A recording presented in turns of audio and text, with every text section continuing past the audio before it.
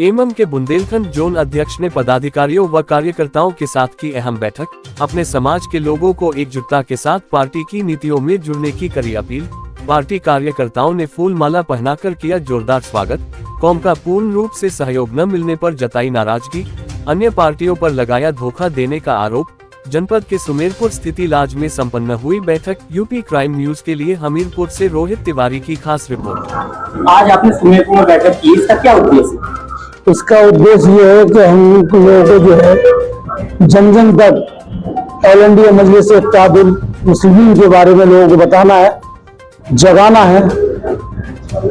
75 साल से हम लोगों के संग जो मुख्तलिफ पार्टियों ने बेइंसाफी की है, हमको ठगा है, उसके बारे में हमें अपने लोगों को बताना है, इसलिए ये बैठक हुई। बिहार में आपके सामने तमाम ऐसी चुनौतियां, इनसे कैसे निपटेंगे?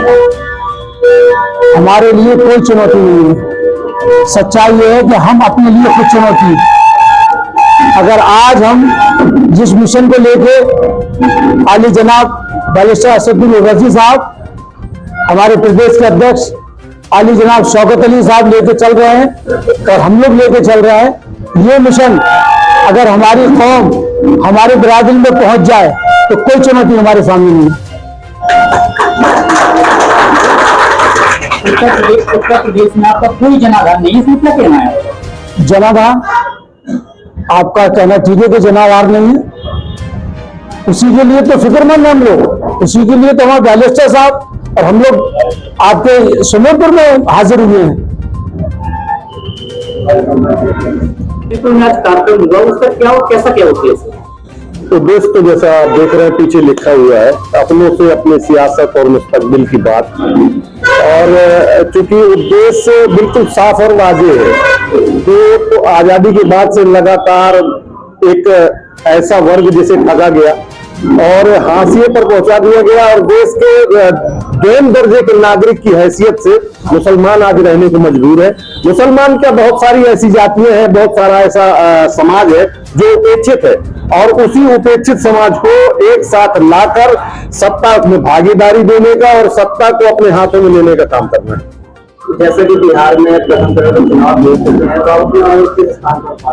हम स्थान तो हमारा कुछ भी हो सकता है, लेकिन हम इस बात पर आश्वस्त हैं कि उत्तर प्रदेश की समाजवादी पार्टी जो बिहार में एक भी सीट पर चुनाव नहीं लड़ गई, उसके बाद स्टार प्रचारकों को भेजने पर मजबूर है। कुछ पालतू तीतरों को पाल रखा है, जिस वजह से वो जाकर आज ओवैसी साहब, आज ऐसा नहीं लग रहा कि महागठबंधन की और बीजेपी की लड़ाई है, बल्कि आज बिहार के अंदर साफ साफ ये वाज़ेह है कि महागठबंधन अगर लड़ रहा है तो ओवैसी साहब से लड़ रहा है।